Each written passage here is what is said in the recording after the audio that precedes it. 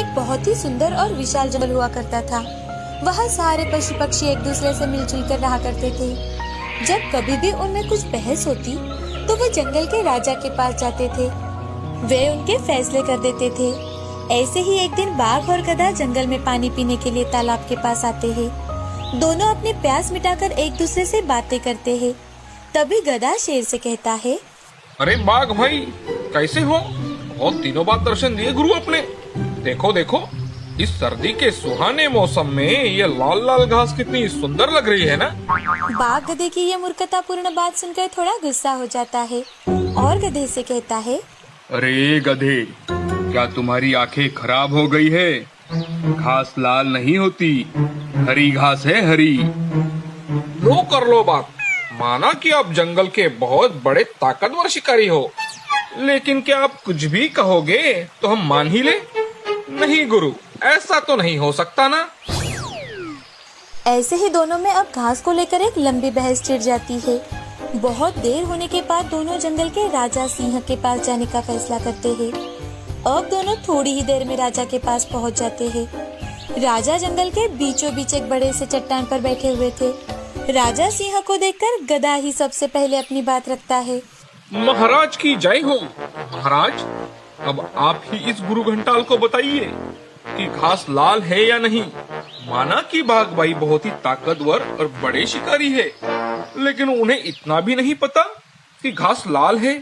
बिना मतलब का मेरे से उलझ पड़े आज, इसलिए मैं उनको आपके पास लेकर आया हूँ। अब आप ही बताइए महाराज, घास लाल है या हरी? हाँ, घास लाल ही है। महाराज, इस बाघ ने तो आज मेरा दिमाग का दही कर दिया और ऊपर से मुझसे ही बहसबाजी करने लगा। महाराज, आप इस बाघ को कोई ना कोई सजा सुनाइए। जंगल के राजा सिंह बाघ को 1 साल की सजा सुनाते हैं और गधा भी इस बात से बहुत ज्यादा खुश हो जाता है और उछलते कूदते सबको बताते हुए वहाँ से चला जाता है कि बाघ को 1 साल की सजा हुई है। अरे वाह वाह वाह, आज तो मजा आ गया। बाघ को मैंने जेल करा दिया। जो लेगा मेरे से पंगा, उसे मिलेगा जेल का फंदा। गधा अपने मस्ती में उछलते कूदते जा रहा था। गधे के जाने के बाद बाघ सिंह से, महाराज, लेकिन घास तो हरी ही होती है ना। तुम्हें क्या लगा मैंने तुम्हें सजा घास के रंग से दी है? तुमने गधे से बहस की तो की, ऊपर से वो बहस मेरे तक लेकर आए। तुम एक चालाक, फुर्तीले और अक्लमंद जानवर होकर उस गधे से उलझ पड़े। बाघ को अब सारी बात समझ में आ जाती है कि 2024 में जो सही है बस उन्हें ही चुन कर दीजिए और गधों के साथ बहस करके मत बैठिए, नहीं तो हमें अगले 5 साल की सजा होगी। श्यामपुर नाम के गांव में शिवा नाम का लड़का अपनी माँ के साथ रहा करता था। शाम का आम का बगीचा था।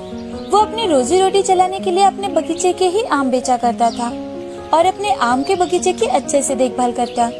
लेकिन फिर भी उसके आम कभी आधे पके होते तो कभी खराब हो जाते। एक दिन वो अपने आम लेकर बाजार में बेचने जाता है कि तभी शिवा व्यापारी से, साहब, ये मेरे बगीचे के ताजे आम हैं, आप इन्हें खरीद लो ना।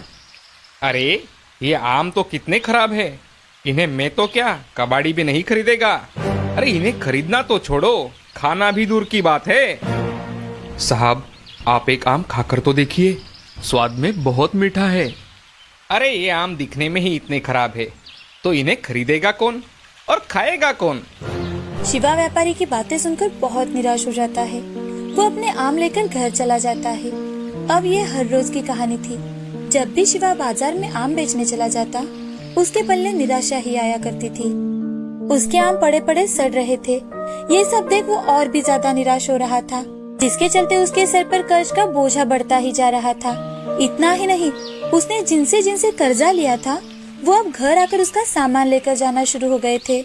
उन्हीं में से एक था भुवन, जो कि एक आम के बगीचे का मालिक था। उसके बगीचे के आम शहर में जाते और बहुत अच्छे दामों से बेचे जाते थे। भुवन बहुत ही लालची और मतलबी इंसान था। वो किसी का पैसा नहीं छोड़ता था। वो एक दिन शिवा के घर आकर, अरे शिवा, मैंने सुना है तुम पर कर्ज का बोझा तो बढ़ता ही जा रहा है। मैं तो कहता हूँ कि तुम मेरे यहाँ काम कर लो भाई, उससे तुम कर्ज से तो बचे ही रहोगे और खाना पीना भी चलता रहेगा तुम्हारा। मैं मेरा देख लूंगा सेठ जी, आपके मशवरों की मुझे कोई जरूरत नहीं है। मैं सड़क पर रह लूंगा, मगर मैं आपके यहाँ नौकरी बिल्कुल नहीं करूंगा। शिवा की बातें सुन भुवन को बहुत ज्यादा गुस्सा आ जाता है और वो शिवा से, अरे ओ भूखे फकीर, खुद तो भिखारी है और मुझे ज्ञान बांट रहा है। जरा बातें औकात देखकर करनी चाहिए। मैं तो तेरी मदद कर रहा था, अब बहुत हो गया। 2 हफ्ते में मुझे मेरा कर्जा चुकता कर देना, नहीं तो ये घर और बगीचा दोनों भी छीन लूंगा, समझे? भलाई का तो जमाना ही नहीं रहा। भुवन शिवा को खरी खोटी सुनाकर वहाँ से चला जाता है। भुवन की सारी बातें सुनकर शिवा वही सोचते बैठ जाता है।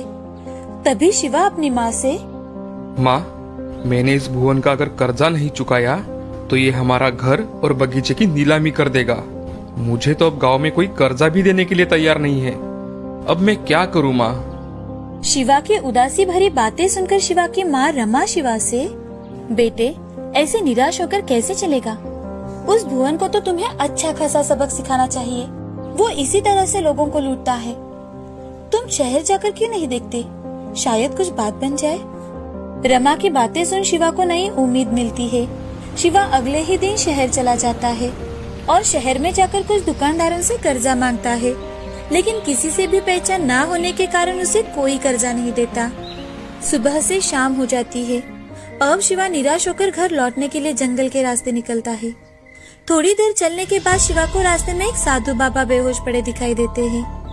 ये देख शिवा उनके पास चला जाता है, उन्हें उठाने की कोशिश करता है, लेकिन वो उठते ही नहीं। अब शिवा अपने पास का पानी लेकर साधु बाबा के चेहरे पर छिड़कता है कि तभी साधु बाबा उठकर बैठते हैं। थोड़ा पानी पीने के बाद उन्हें अच्छा लगता है। बाबा, अब आपको कैसा लग रहा है? मुझे अब ठीक लग रहा है। तुमने इस बाबा की मदद की है। तुम्हारा हमेशा कल्याण हो। बोलो बेटे, तुम्हें क्या चाहिए? बाबा, मुझे कुछ नहीं चाहिए। मुझे सिर्फ आपका आशीर्वाद चाहिए, जिससे मैं मेरा कर्जा चुका सकूं। साधु बाबा अपनी पोटली में से एक बीज निकालते हैं और वो शिवा को देकर, बेटा, ये बीज अपने घर लेकर जाओ। घर जाकर इसे लगाते समय तुम जिस फल का नाम लोगे, उस फल का ये पेड़ बन जाएगा। ये तुम्हारी सारी गरीबी मिटाएगा। वो बीज अपने हाथ में लेकर शिवा बाबा से, धन्यवाद बाबा, अब मैं चलता हूँ। ऐसा कहकर शिवा साधु से आज्ञा लेकर घर चला जाता है। घर जाते ही अगले दिन शिवा वो बीज अपने बगीचे में लगा देता है और लगाते समय आम के पेड़ का नाम लेता है। 2 दिनों बाद ही वो बीज एक छोटे से पौधे में बदल जाता है। पौधा देखा तो शिवा बहुत ज्यादा खुश हो जाता है। तो शिवा खुद से, अरे, ये तो चमत्कारी पौधा लग रहा है, जरा देखो तो। ऐसा मन में सोचकर शिवा घर चला जाता है। दिन ब दिन वो पौधा बड़ा होता जा रहा था। वो अपने बगीचे के बाकी के आम के पेड़ों के साथ साथ इस पौधे का भी अच्छे से ख्याल रख रहा था। अब 8वें ही दिन पौधा बड़े आम के पेड़ में बदल गया था। उस पेड़ पर सुनहरे आम लगे थे, तो शिवा को वो आम कुछ अलग लगे, इसीलिए उसने पेड़ से आम तोड़कर देखा तो वो आम का पेड़ कुछ साधारण आम का पेड़ नहीं था और ना ही उस पर लगे आम कुछ साधारण थे, वो तो सोने के थे। सोने के आम देखकर शिवा बहुत ज्यादा खुश हो जाता है। हे भगवान, आप बड़े दयालु हो। मुझ पर आपकी ऐसी ही कृपा दृष्टि बनाए रखना भगवान। अब शिवा पेड़ से और 4 आम तोड़ता है और वो 5 आम जाकर बेच देता है। आम बेचकर जो पैसे आए थे उससे वो भुवन का पूरा कर्जा चुका देता है। ये देखकर भुवन हक्का बक्का रह जाता है। काम के चलते भुवन ने शिवा को अनदेखा किया, लेकिन दिन ब दिन शिवा की तरक्की हो ही रही थी। उसने अपना सारा कर्जा भी चुका दिया।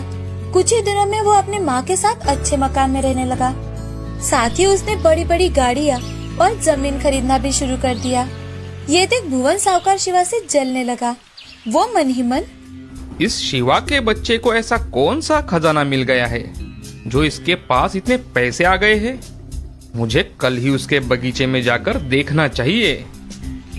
भुवन अगले ही दिन शिवा के बगीचे में चला जाता है। वहाँ पर सोने का बड़ा सा आम का पेड़ देखकर वो चौंक जाता है और खुद से, ओ, तो इस शिवा का ये राज है। मैं अभी ये पेड़ काट कर इसके सारे आम चुरा कर लेकर जाता हूँ। ऐसा मन में सोचकर भुवन पेड़ के पास चला जाता है और आम